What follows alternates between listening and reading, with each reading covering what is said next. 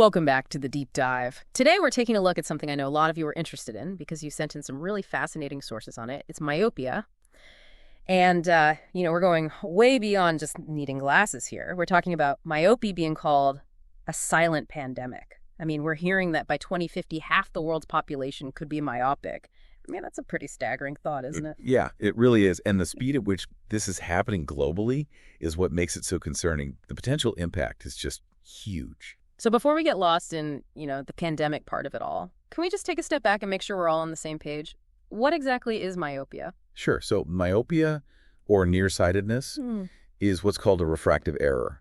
Basically, the eye isn't focusing light correctly. Instead of the light hitting right on the retina, it focuses in front of it, and that's what makes those distant objects appear blurry. Okay, so like the classic can't read the chalkboard scenario. I remember that feeling all too well. But, back then it didn't feel like a global health crisis. What's changed? Well, the prevalence of myopia has exploded in recent decades. Just looking at the U.S. as an example, it's gone from about 25% of the population in the 1970s to over 40% now. And globally, we're talking about 2.6 billion people today. And it's headed towards that projected 5 billion by 2050. Wow.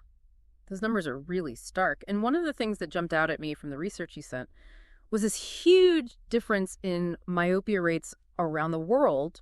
East Asia seems to be particularly hard hit. What's going on there? Yeah, East Asia is a really fascinating case study. Myopia rates among young adults there can exceed 80% in some countries. And it's not just that, the amount of studying is different, although, of course, academic pressure is intense. But it's also about how they study. So, think dimly lit cram schools. This focus on rote learning from textbooks, held close to the face for, hours on end. The visual environment and the study habits themselves seem to be playing a significant role. That's a really good point. It's not just about hitting the books, it's how we use our eyes in the process. So we've got this massive increase in myopia. It's clearly not evenly distributed around the world. Makes you wonder about that balance of nature versus nurture. Where does genetics fit into all of this? Well, genetics definitely play a role. Having myopic parents significantly increases your risk. But what's becoming increasingly clear is that even with that genetic predisposition, environmental factors can either accelerate or mitigate that risk. Okay, so let's talk environment. You sent some research on, near work activities, screen time, that lack of outdoor time we mentioned earlier. So I'm guessing it's more nuanced than just screens are bad. Right. While prolonged screen time and near work like reading are definitely linked to myopia, it's not just about limiting those activities. It's also about promoting healthy visual habits. So, for example, encouraging kids to hold devices further away, ensuring good ambient lighting, taking breaks to look at distant objects. These can all make a difference. So it's about using our eyes in a way that isn't constantly strained. What about that outdoor light factor? I've heard that that's important, but why? Yeah, so this is where it gets really interesting. Sunlight, and particularly that blue light component, seems to have this protective effect against myopia. And it all comes down to dopamine. Sunlight stimulates the release of dopamine in the retina, and dopamine actually plays a role in regulating eye growth. So getting enough outdoor light may help prevent that excessive elongation of the eye, which is really the hallmark of myopia. Okay, so it's not just about, giving our eyes a rest from screens. It's about actively providing them with the light they need to develop properly. So if I'm understanding this right, genetics kind of loads the gun, but our environment and habits pull the trigger. That's a great way to put it. It's this really complex interplay. Okay. So we've got a good grasp, I think, on what myopia is, how prevalent it's become, some of the potential causes. But what are the implications here? I mean, I think a lot of people probably think, well, if I need glasses, I'll get glasses. What's the big deal? Yeah, that's a common misconception. Myopia, especially when it progresses to higher degrees, can have far-reaching consequences that go way beyond needing vision correction. For children, for example, it can affect their learning and academic performance. Imagine trying to focus on schoolwork when the world is a blur. It can be incredibly frustrating and demotivating, leading to lower grades and even social difficulties. That's a good point. It's more than just a physical limitation. What about, long-term effects on eye health? Is there more to worry about than just needing a stronger prescription?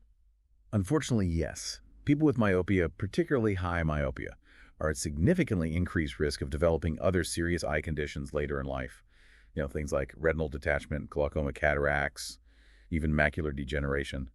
These are conditions that can lead to irreversible vision loss. So we're not just talking about blurry vision here. We're talking about potentially life-altering conditions. That's right. It really underscores the importance of understanding myopia and taking it seriously.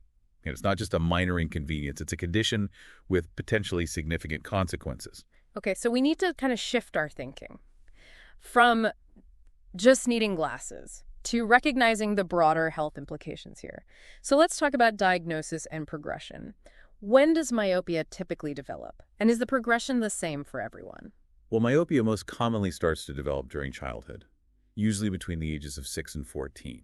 And that's a crucial period because it often coincides with those growth spurts when myopia can progress quite rapidly. Now, for adults, the progression tends to be slower, but it can still happen, particularly with high myopia. So those teenage years when everyone's suddenly getting taller are also a key time for myopia to worsen. It seems like regular eye exams are even more important than I realized, especially for kids. Absolutely. Early detection is crucial. The sooner myopia is diagnosed, the sooner steps can be taken to manage it and potentially slow down its progression. All right, so let's dive into those steps. You provided some research on the different treatment options that are available. We've got the classic solutions like glasses and contact lenses, but those don't actually stop myopia from getting worse, right? They just correct the vision. That's right. Glasses and contacts are great for correcting vision, allowing you to see clearly, but they don't address the underlying issue of myopia progression. So if someone wants to be proactive about managing their myopia, what else is out there? I'm particularly intrigued by some of the newer approaches in the research you sent. Yeah, there are some really promising developments, like orthocretology, for example, or ortho-K, as it's often called. Ortho-K. Interesting. I've heard of that, but I'm not entirely sure how it works. So it involves wearing special rigid contact lenses overnight. And while you sleep, these lenses gently reshape your cornea, that's the front surface of your eye. This reshaping corrects your vision, so you can actually see clearly during the day without wearing any lenses. So you're essentially retraining your eye while you sleep. That's pretty remarkable. But does it do anything to slow down the progression of myopia? That's the exciting part. Ortho-K has been shown to do just that, especially in children. So it's correcting vision and potentially preventing it from getting worse. Wow, that's a game changer, especially for parents who are concerned about their kids' vision. Are there other treatments that show similar promise? Another option that's gaining traction is low-dose atropine drops. And it's fascinating because atropine is typically used to dilate pupils during eye exams. But in very low doses, it's been found to significantly reduce myopia progression. Okay, that's a bit counterintuitive. How does something that dilates your pupils help with myopia? Well, the drops that are used for myopia control are far weaker than those used for dilation. And they work by relaxing the focusing mechanism in the eye, which helps to slow down that elongation process we talked about earlier. So it's like taking the pressure off the eye muscles so they're not working so hard to focus. And this approach is showing real results. The research is very promising. Studies indicate that low-dose atropine can reduce myopia progression by up to 60%, especially in children. That's impressive. So it sounds like there are some really effective non-surgical options out there. What about laser surgery? Where does that fit into the treatment landscape? Well, laser surgery, like LASIK or PRK, is certainly an option for adults who want to permanently correct their vision. It involves reshaping the cornea with a laser to improve how light focuses on the retina. I've always been curious about LASIK. Is it a permanent fix? Or can myopia still progress after surgery? Well, it's important to understand that laser surgery corrects the existing vision problem, but it doesn't necessarily prevent future progression, especially in younger individuals whose eyes are still developing. So it's a correction, not a cure. Precisely. It's amazing how much research is being done on myopia, and the treatment options are constantly evolving. What are some of the most exciting developments on the horizon? Well, there are several promising areas of research. One that's generated a lot of buzz is the development of specialized contact lenses that are designed specifically to control myopia progression. Contact lenses that actually tackle the underlying cause. Tell me more. Yeah, so these lenses use innovative optics to change how light focuses on the retina, helping to slow down eye elongation. Early studies are showing encouraging results. It's incredible to think that contact lenses could become like a frontline tool in the fight against myopia. What else is in the pipeline? Another area that's capturing a lot of attention, although still in the early stages, is gene editing. Gene editing for myopia, that sounds like science fiction. It does, doesn't it? But researchers are exploring ways to use gene editing techniques to potentially address the genetic predispositions to myopia. It's still a long way off, but the possibilities are fascinating. The idea that we might be able to prevent myopia at the genetic level is mind-blowing. It seems like we're on the cusp of a whole new era in eye care. We are. And it's not just about high-tech solutions either. There's also this growing emphasis on public health initiatives to raise awareness about myopia and promote healthy vision habits. That's encouraging to hear.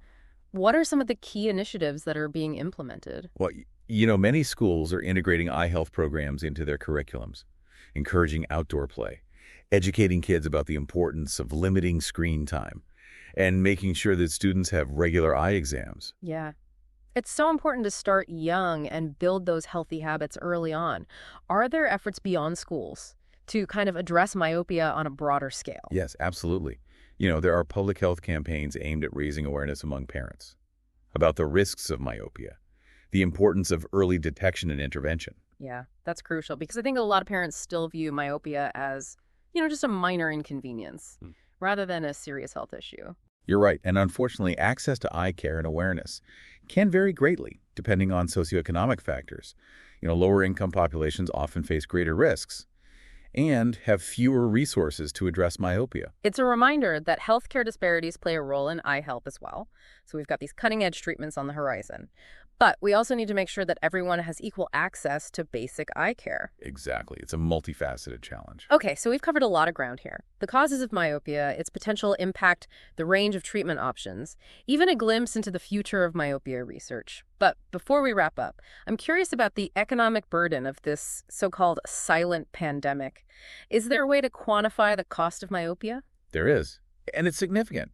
The global cost of uncorrected refractive errors, which includes myopia, is estimated at a staggering $270 billion annually. $270 billion. That's a massive economic burden. And it really highlights that, myopia isn't just an individual health concern.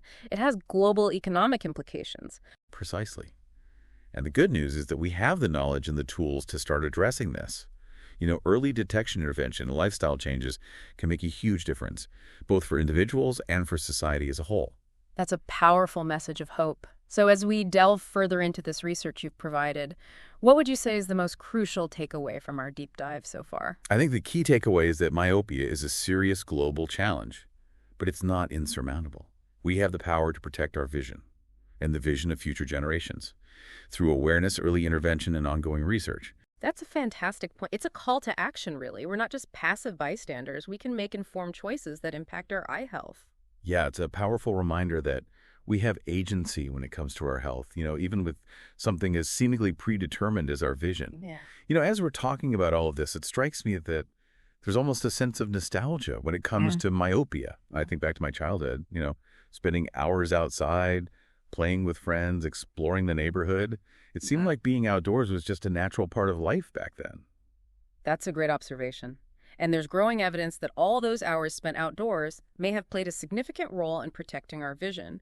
It wasn't just fun and games, it was inadvertently promoting healthy eye development. It makes you wonder if we've unintentionally engineered myopia into modern life. With screens everywhere and, a more indoor-centric lifestyle, are we setting ourselves up for blurry futures? It kind of brings up an interesting question. What can we do to shift the balance back, especially for kids growing up in a digital world? How can we encourage more outdoor time when screens seem to hold such a lure? Yeah, that's a challenge a lot of parents are grappling with these days. It really requires a conscious effort to create opportunities for outdoor play and exploration. Setting limits on screen time is essential, of course, but it's also about making outdoor time enticing and engaging. Thinking nature walks, bike rides, tree climbing, building forts, playing tag, anything that gets kids excited about being active and unplugged in the fresh air. It's about rediscovering the simple joys of playing outside. It's almost like we need to rebrand outdoor time as an adventure, a chance to escape the digital world and engage all the senses. I love the idea of turning a nature walk into a scavenger hunt, for example, or building a backyard obstacle course. It doesn't have to be complicated. It just needs to spark that sense of fun and exploration. Exactly. And don't underestimate the power of role modeling. Children are incredibly perceptive. If they see their parents enjoying outdoor activities, embracing nature, choosing a hike over screen time, they're much more likely to internalize those values and develop those healthy habits themselves. It's about walking the walk, not just talking the talk. If we want our kids to prioritize outdoor time, we need to show them that it's something we value as well. And honestly, it's good for us adults too. We get so caught up in the digital world, the constant demands of work and life, that we often forget the restorative power of nature. It's not just about our kids' vision, it's about our own well-being too. Absolutely. Spending time in nature has been shown to reduce stress, improve mood, boost creativity, and even enhance cognitive function. It's a win-win on so many levels. It's a reminder that, our health is multifaceted. We can't compartmentalize eye health from mental health, physical health, or even our connection to the natural world. It's all interconnected. One thing that really struck me as we were diving into these sources is how myopia, in many ways, is a reflection of societal shifts.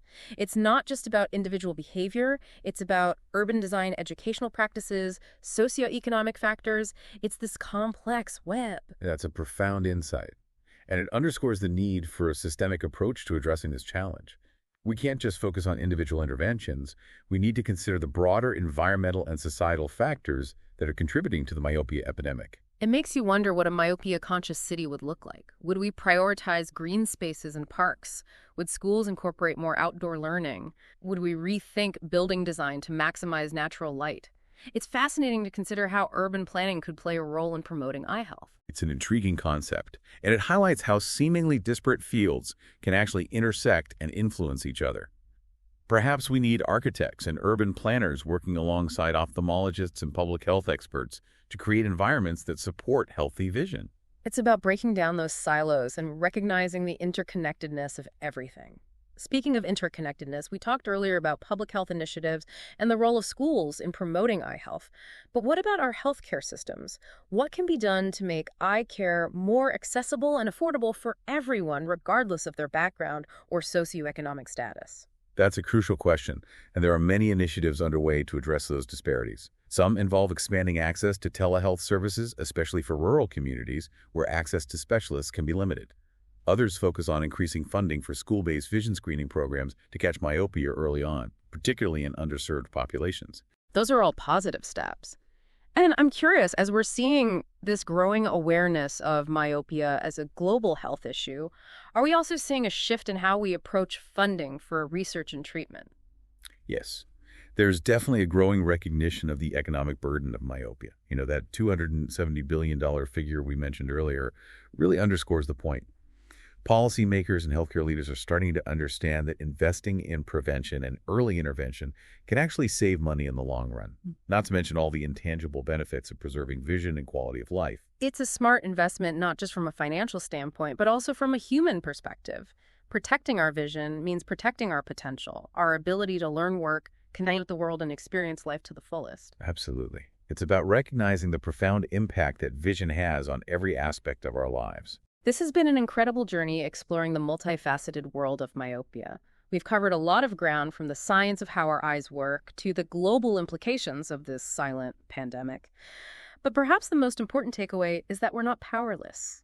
We have the power to make informed decisions about our eye health, advocate for better policies, and support research that's paving the way for a brighter future, literally. I couldn't agree more.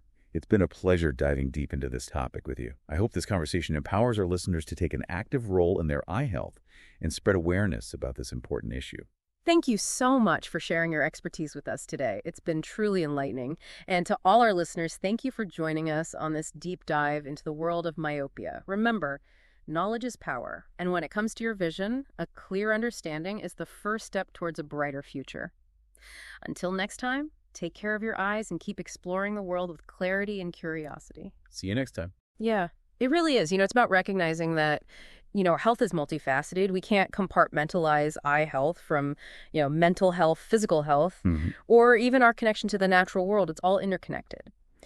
One thing that really struck me as we were diving into these sources is how myopia in many ways is a reflection of societal shifts. It's not just about, individual behavior. It's about urban design, educational practices, socioeconomic factors. It's this complex web.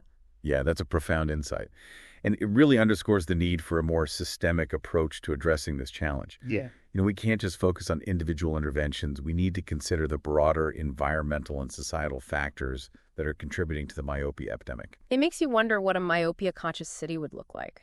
Would we prioritize green spaces and parks? Would schools incorporate more outdoor learning? Would we rethink building design to maximize natural light? It's fascinating to consider how urban planning could play a role in promoting eye health. It's an intriguing concept, and it highlights how seemingly disparate fields can actually intersect and influence each other. Perhaps we need architects and urban planners working alongside ophthalmologists and public health experts to create environments that support healthy vision. Yeah, it's about breaking down those silos and recognizing the interconnectedness of everything. Speaking of interconnectedness, we talked earlier about public health initiatives and the role of schools in promoting eye health. But what about our healthcare systems? What can be done to make eye care more accessible and affordable for everyone, regardless of their background or socioeconomic status? That's a crucial question, and there are many initiatives underway to address those disparities. Some involve expanding access to telehealth services, especially for rural communities where access to specialists can be limited. Others focus on increasing funding for school-based vision screening programs to catch myopia early on, particularly in underserved populations. Those are all really positive steps, and I'm curious, as we're seeing this growing awareness of myopia as a global health issue, are we also seeing a shift in how we approach funding for research and treatment? Yes, definitely. There's a growing recognition of the economic burden of myopia. That $270 billion figure we mentioned earlier really underscores the point. Policymakers and healthcare leaders are starting to understand that. Investing in prevention and early intervention can actually save money in the long run, not to mention all the intangible benefits of preserving vision and quality of life. Right. It's a smart investment not just from a financial standpoint, but also from a human perspective. Protecting our vision means protecting our potential, our ability to learn, work, connect with the world, and experience life to the fullest. Absolutely. It's about recognizing the profound impact that vision has on every aspect of our lives. This has been an incredible journey exploring the multifaceted world of myopia. We've covered a lot of ground, from the science of how our eyes work to the global implications of this so-called silent pandemic. But perhaps the most important takeaway is that we're not powerless. We have the power to make informed decisions about our eye health, advocate for better policies, and support research that's paving the way for a brighter future, literally. I couldn't agree more. It's been a pleasure diving deep into this topic with you. I hope this conversation empowers our listeners to take an active role in their eye health and spread awareness about this important issue. Well, thank you so much for sharing your expertise with us today. It's been truly enlightening. And to all our listeners, thank you for joining us on this deep dive into the world of myopia. Remember, knowledge is power. And when it comes to your vision, a clear understanding is the first step towards a brighter future. Until next time, take care of your eyes and keep exploring the world with clarity and curiosity. See you next time.